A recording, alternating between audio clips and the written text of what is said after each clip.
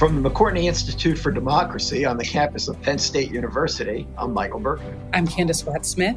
I'm Jenna Spinelli, and welcome to Democracy Works. This week, we are talking with V. Spehar, who is the creator of Under the Desk News on TikTok and the host of the podcast American Fever Dream.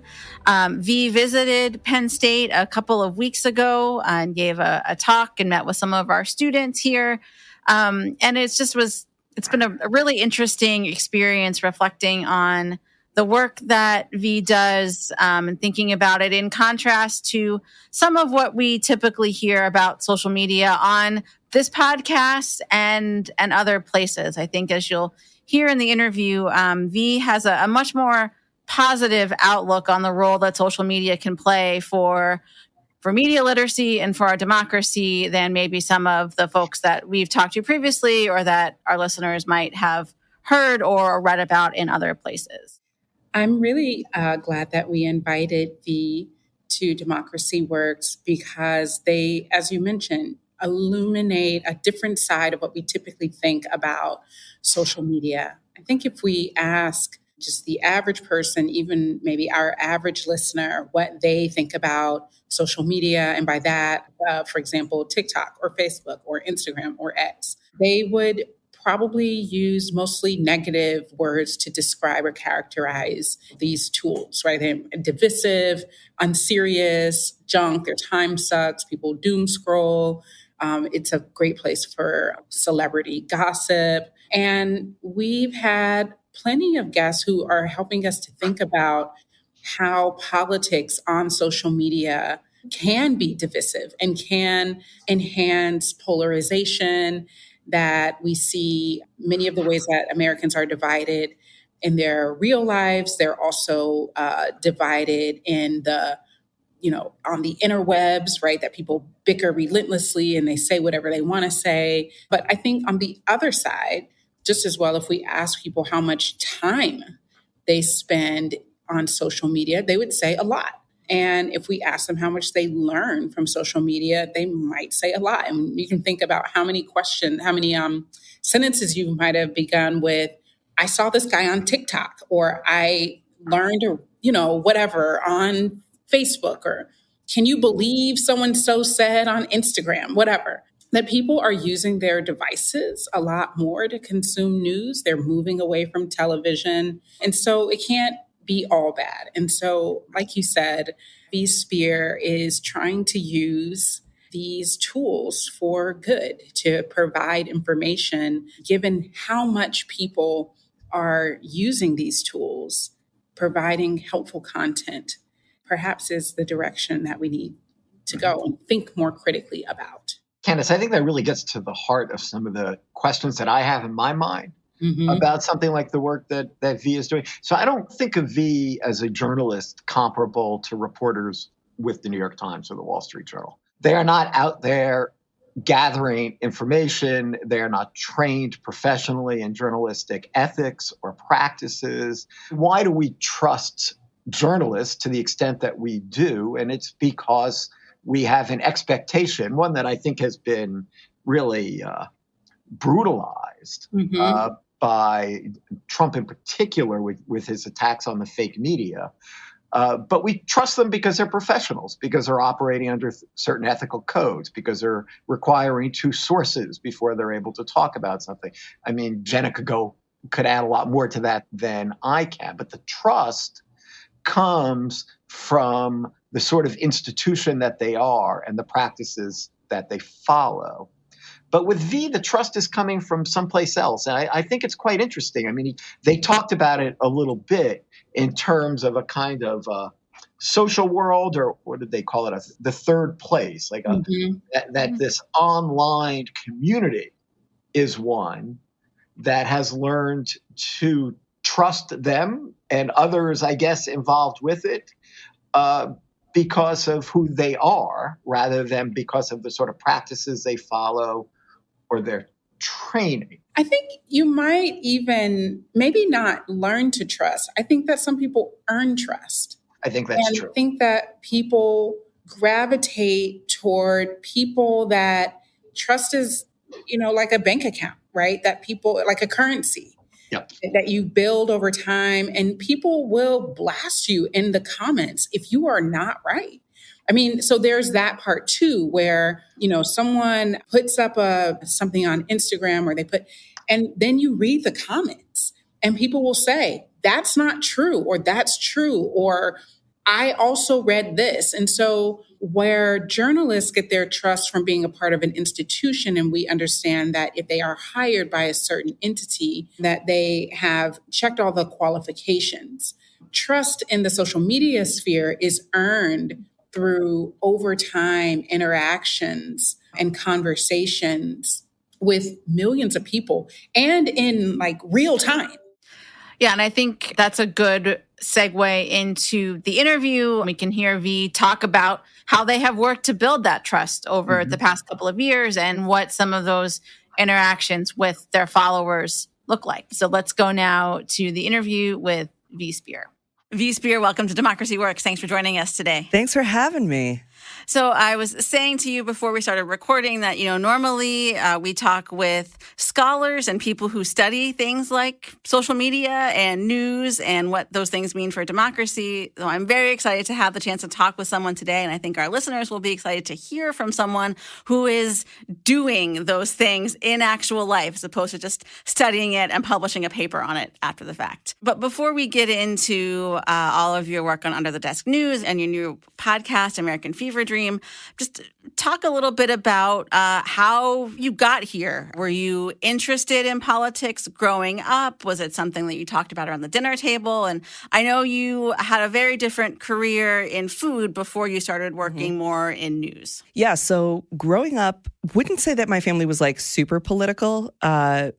They were more interested in the news as it related to like what fun gossip was happening in town. And I think your definition of news changes, right? There's like big global news and then there's like the hot stuff that's happening in your town. And I would say we were more on the hot stuff happening in town level. I went to school for theater undergrad. I got a master's degree in marketing because if you have an undergrad degree in theater, you have to do something.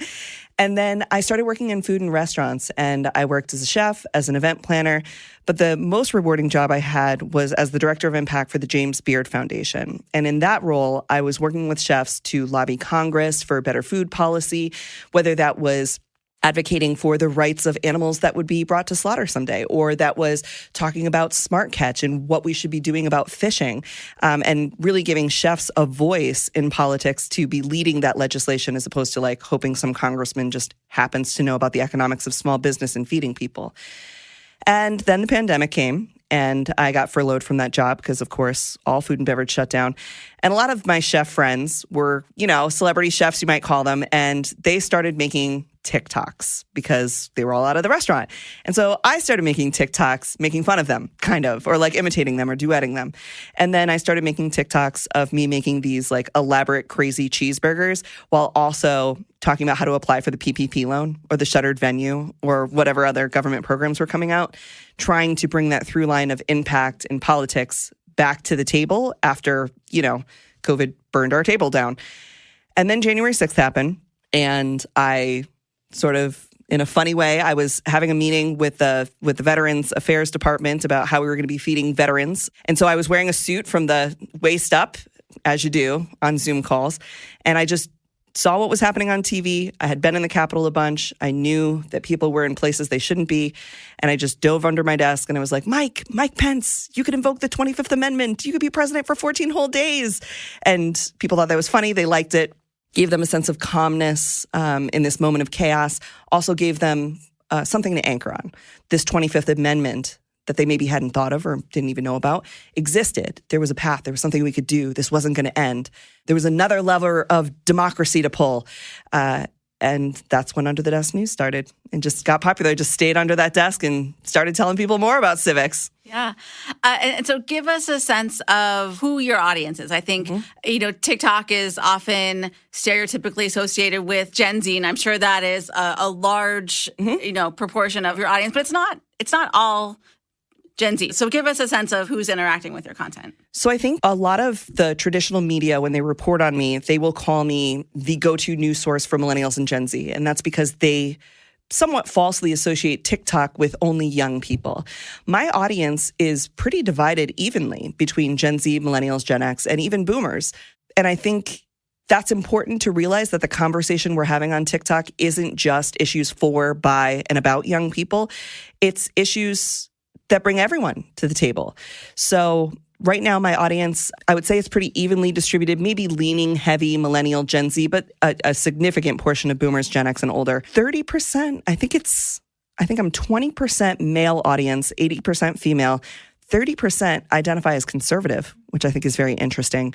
Huge military population. The number one employer of my audience is the United States Army, which is, I think, interesting. I mean, they're a big employer in America anyway. And so it's a little bit of everyone. And I'm really proud of that. I think that I've set a place for us to have conversations where we're all interacting with news and politics and current events. And then we can take what we learn, research it more, and apply it to how it shows up in our lives. Because while I'm in Rochester, New York, talking about something, there's someone in Northwest Arkansas with 5 kids, living, and they're hearing it differently. And who am I to say, well, you should see it the way that New York sees it, right? So I think it's been a great place to bring people together. And I think it proves that there is an appetite and there is a respectability for a place to host all these different types of people. We talk a lot about how polarized and divided America is, and you could envision a scenario where that would just be a hot mess in your comments. But I could also see maybe it's more civil. Maybe there is some actual respectful engagement happening. So give us a picture of what that looks like. So I am just as much a community member of Under the Desk as I am the host of the show. So I'm in my own comments and commenting back and forth. There's a couple things that I do to protect the space. One is use keyword filtering. The fact that no slurs or bad words will show up in the comments means whoever said a slur or a bad word got to have the feeling of posting that, but it never showed up on the feed. So everybody kind of got what they wanted out of it, right? Because I truly believe that people who leave bad comments oftentimes aren't looking for a good faith argument. They're just looking to be heard or copy paste their thing that gives them some relief. So they got to have that, but it didn't show up in the comments. And then when I go in the comments and I see different things going on, a lot of times, some of the most divisive comments have usernames that are actually that person's first and last name. So it's like Dave Smith 5654, right? So I'll go in and I'll be like, Dave, my guy, come on, man, be cool. Just like that. I'm talking to them as a person because they are a person and we're in a community and we're all equals. And then Dave will be like, all right, V, all right, you caught me this time. We're all in on the joke together. We're all policing ourselves. We're all engaging. And I'll give you a couple tries. And if it turns out that there's just somebody there who wants to be sassy or just wants to cause trouble, I just block them. Because to be in the community is a right. To have a protected space is a right. And we've built this platform together, me and the 3 million followers. And I feel a responsibility to keeping that place safe. Not so safe that it's sterile where we're not having difficult conversations or disagreeing, but where it doesn't turn to abuse, which is never productive. So the other thing that often comes up in this, so when you talk about community and social media, some people might say that's an oxymoron in some ways, because there's also this other thing happening of where, Gen Z in particular reports high levels of loneliness, isolation, anxiety, and people will often link that to more time spent on social media as opposed to non-social media, IRL interactions, right? So how do you think about that relationship between, forming a community on social media, but also having a community outside of it? So I think it's easy to paint a correlation between more time on social media and increased feelings of loneliness.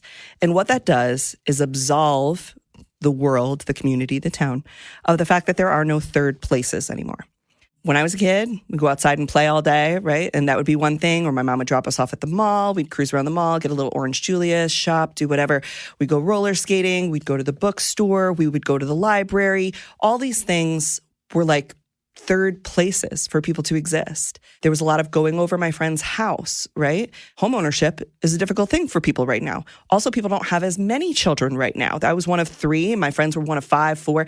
So it was like, yeah, you got all these kids in the neighborhood, and they're like at Allison's house one day, and they're at my mom's house the next day, and everybody's feeding each other. That was the culture of the 80s and 90s. It was a little bit different, but it's it was third places. There was a third place to go. That wasn't just work or school. And we don't have that anymore. Now what we have is social media. We have fragile home ownership, where you're not living in the same house in the same town you lived in your entire life that your parents lived in, your grandparents lived in. And so I actually think social media is the remedy in many ways to the lack of third place. It's just that third place is in the metasphere, right? It's in the online now. And I would love to see more third places showing up in the world. But even today, I went to get a coffee, and there's a sign at the Panera that says between the hours of 11 and 5, no one 16 to 18 is allowed unsupervised because they're loud and they're damaging things, right? Well, where do you want these kids to go? You know what I mean? And it's not, of course, it's not like Panera's fault. They don't need to collect them either. But it's another consequence of not having a third place to go. It's not normalized to go to the library the way that it was when we were kids, right? It's not normalized to get dropped off at the mall. Where is the mall even? So I think we've developed these social media spaces, and a lot of what I've seen is that it has caught a lot of people from despair. Again, going back to my Northwest Arkansas example, if you're a queer kid down in Northwest Arkansas, you may not see yourself anywhere, but you go on TikTok and you're everywhere, and you have power, and you're cool, and you can talk to other people, and you don't feel alone. So I don't think social media is the cause of loneliness. I think it's the lack of stability, IRL, if you will, for comfort, reflection, and bringing people together in a way that's not cringe or awkward or expensive. Right. And do you see among your followers any kind of desire to try to, I don't want to say rebuild, because I don't think we necessarily, as great as it would be to have the Orange Julius back at the mall, I don't know if that's going to work now, but not rebuild third spaces, but create something that will work for today's environment, where you can maybe just even if you spend half your time there on your phone, you're still with other people and can maybe have some more kind of in-person interactions. Let me give you an example of how I think social media drives this need for third places and how they get created. There's a creator that I greatly respect. Her name is Mercury Stardust. And I think she's got 2 or 3 million followers, so substantial, but, put that out across the nation, and that's maybe a couple hundred in each town.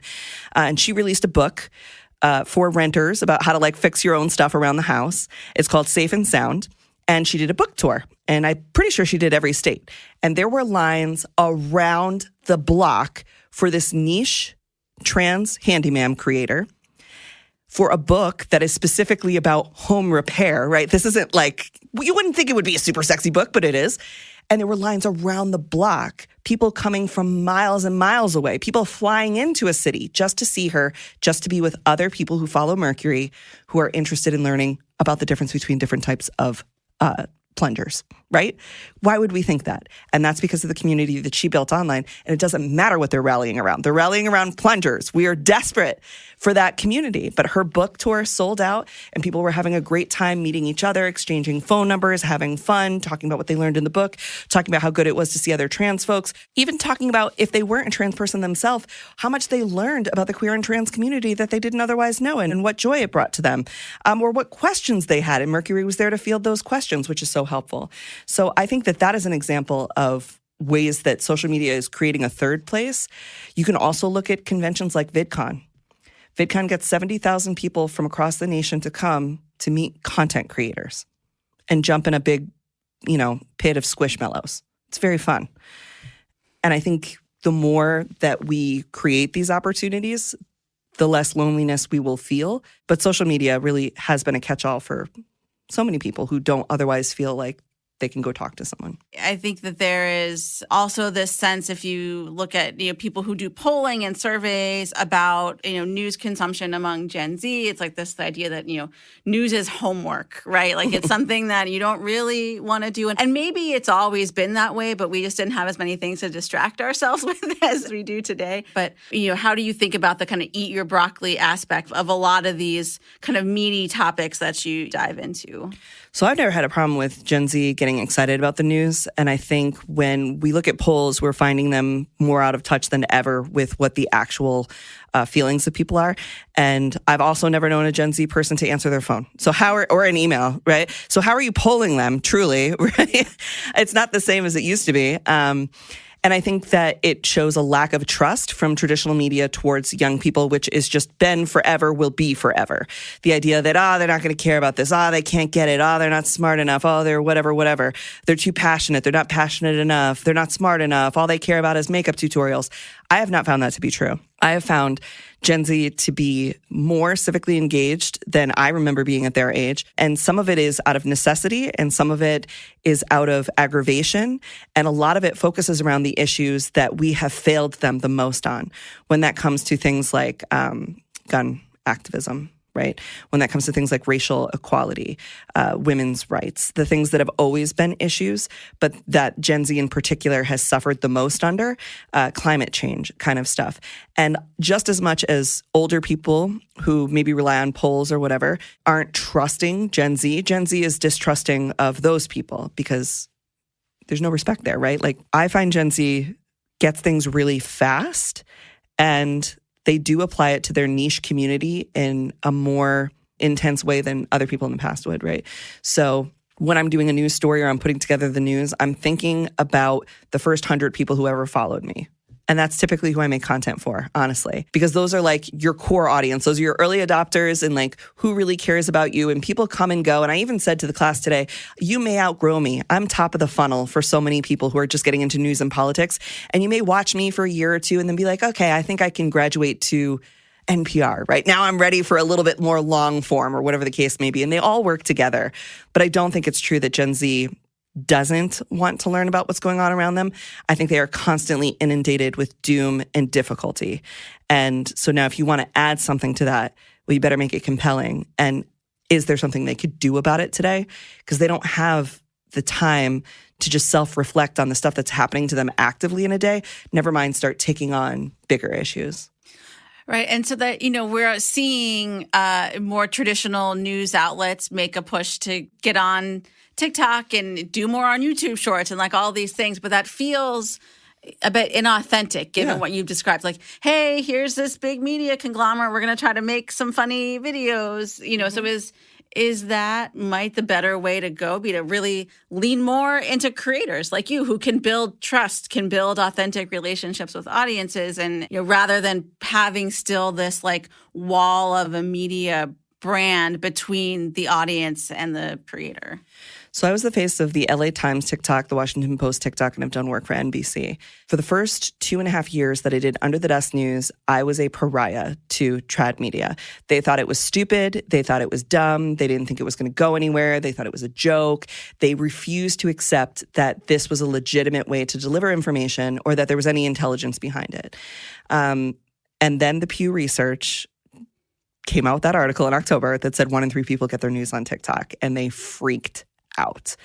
And now we see them trying to like catch up. And in some ways, the first thing that a lot of trad media did was pick the youngest person on their team and make them the face.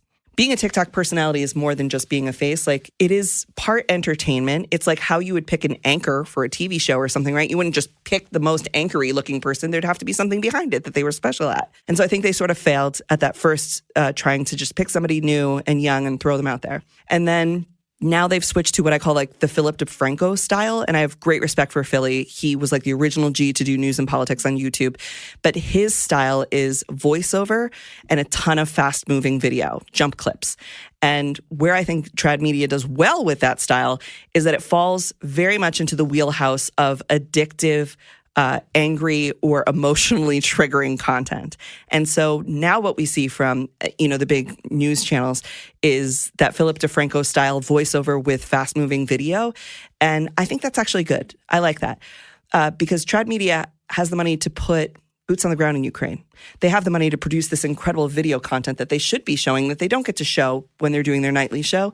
And it's also very shareable. You can show and tell with that, and that works for social media too. And somebody could take that B-roll video and then add their voiceover to it without disrupting the broadcast in some ways. And so I think that's something good that trad media is doing with social media. But I still think that they think it's a fad and that it will go away at some point. And as I was talking to a class earlier about, I think that comes from a scarcity mindset.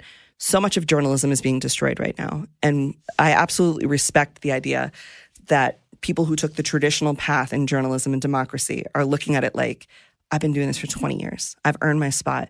And now all of a sudden some kid on TikTok's going to like take over my audience. Yes and no. We need both. It's a partnership of both, but it takes respect of both, right? I'm a really, really good storyteller, but a lot of the news that I get is from the Washington Post, is from the New York Times, is from the LA Times, is from ABC, NBC, the Associated Press, BBC, Axios, Al Jazeera, you name it.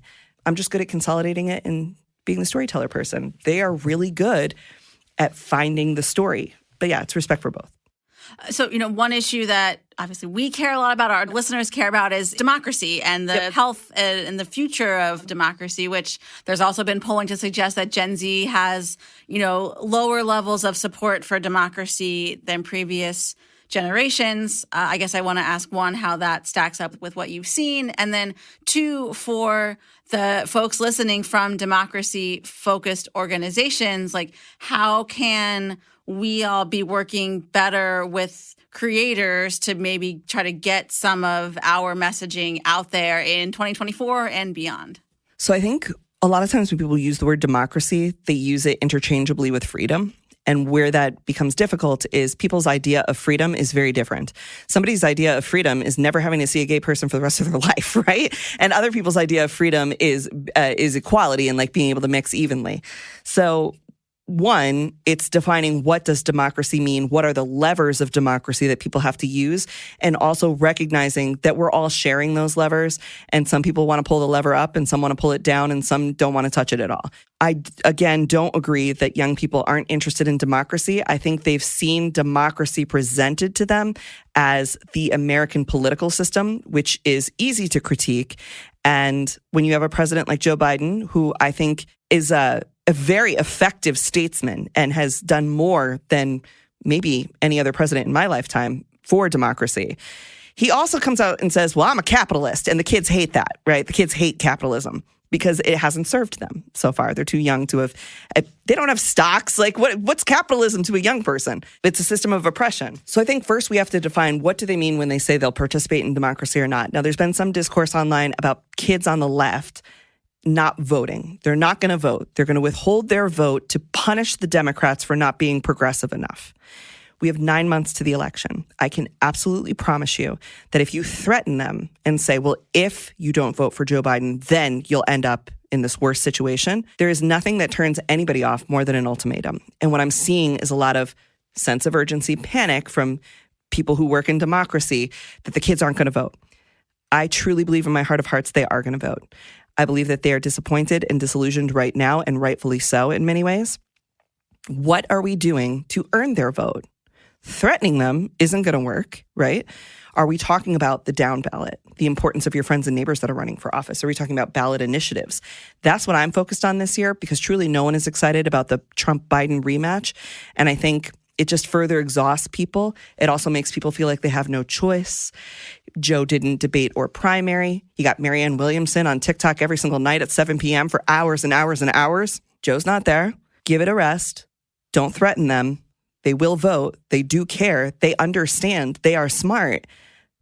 But you're not earning their vote the way that we maybe earned a millennial's vote. That's well said. We'll close here, give you a chance to talk about what you're working on now. Tell us about your new podcast and other projects you have coming up that our listeners may want to check out. Yes, thank you. So you can find me at Under the Desk News on TikTok, Instagram, and everywhere else you get your social medias. I have a new podcast. I'm super proud of it. I'm very excited. It's called American Fever Dream, and it's being produced by Betches Media. And I chose them specifically because they're a woman-owned independent media entity. And, with the state of journalism right now, it's a little tricky to try and sell it to like a big org. I was like, maybe we stay independent for a while. And what we're going to do every week is exactly that. We are joking. My co-host is Amanda Duberman. She was the former director of news for Huffington Post. She's the director of news for Betches. And we are joking that we are in our down ballot era. Each week, we're going to talk about down ballot candidates that are making huge changes at the state and local level, hoping to inspire other candidates to take from that example and bring it home to them. We're also going to be talking about what's happening with democracy, politics, even a little bit of pop culture, trying to give it some levity, a podcast that you could just walk around and sort of reflect with. It's kind of part group chat, part analysis, but hopefully a comfortable place to think a little bit more about what's going on, have a little bit of fun, And we'll also be touring it. So we'll be out in the streets live. We're hoping to be at the DNC in different places. So hopefully y'all will come to see us. Please follow the show now. If you follow the show now and subscribe, it helps us enter the charts at a higher level, which is really important to the success of the show. And it's called American Fever Dream. Well, we'll link it in the show notes as well. V, thank you so much for joining us today. Thanks for having me. Terrific interview, Jenna, and I thought that V's personality really came through in it. Just a delightful person. And really, I think a person trying to do really good and important work on social media. It reminded me, their discussion of the third place reminded me of the last podcast that I was on, Jenna, with Chris, when we were talking with Cynthia Miller-Indress about sort of the bad place in social media, the way that these sort of communities are developed around cooking shows or all kinds of what would seem like innocuous sort of virtual spaces, and real spaces as well, but virtual spaces, where there's actually these extremist sort of messaging that's being delivered, and that it gets deeper and deeper, and the algorithms drive you further and further into a sort of extremist position. And I think that V is describing a different kind of third place online, one where people are getting together around their interest in acquiring good information and learning. And I think it's worth mentioning as well that V thinks of the work that they're doing as a kind of gateway for young people to get into perhaps more sophisticated ways of acquiring information about the news and politics and what's going on around them. Yeah, I really appreciated that component and thinking about it that way. And it's something that I've seen in real life where there's some personality, some influencer, content creator that provides information about whatever topic. And then they say that they're going to be in real life somewhere.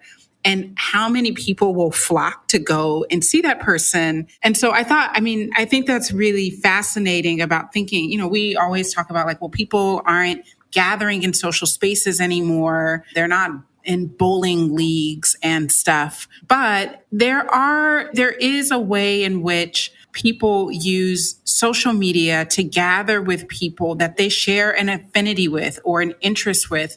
And they can do so in a way that they never could have done in a bowling alley in the first place, because, only the people who are close by can go to that place. Where here, you might be the queer kid in the rural wherever, and you can connect with other queer kids from other places.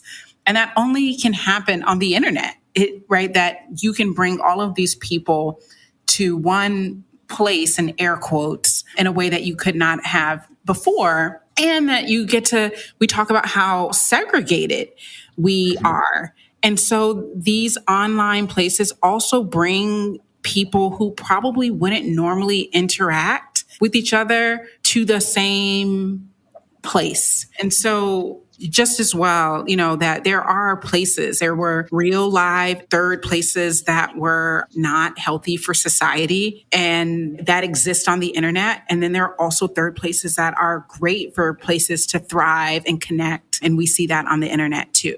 Yeah, we often, of course, complain, note how so much of social media is highly siloed and segregated, and you're only hearing from and talking to people that you already agree with. But at least according to how V describes their own audience, it's fairly diverse.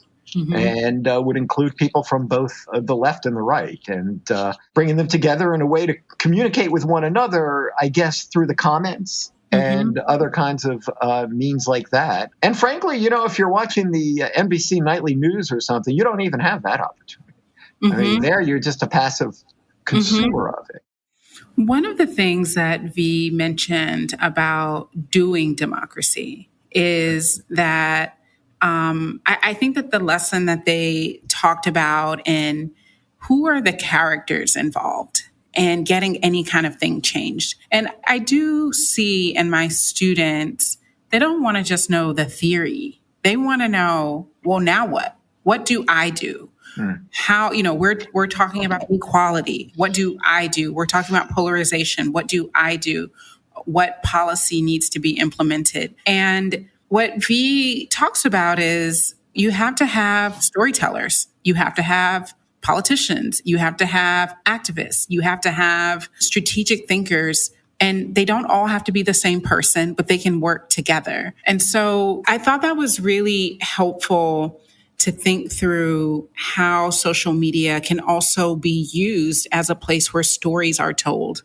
And people can use those stories and those personalities to talk to people who can make a difference, either through their activism or through their policymaking. So there's, I think, the component of when we talk about social media and we think about journalism and helping to make informed citizens, but there's also this other way that social media can be used to tell stories that can motivate people to want to make a difference in their own kind of sphere of influence. I think that's a terrific summation of some of the kind of work that V's doing and the importance of it. And it is captivating, and I can see why people are watching it. From the McCourtney Institute for Democracy, I'm Michael Berkman. And I'm Candace Watt-Smith. Thanks for listening.